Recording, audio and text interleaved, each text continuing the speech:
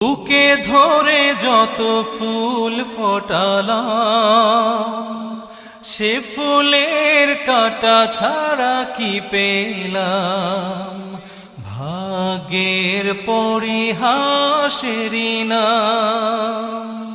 বুকে ধরে যত ফুল ফোটালাম, সে ফুলের কাঁটা ছাড়া কি পেলাম? ভাগ্যের পরিহাসেরই নাম।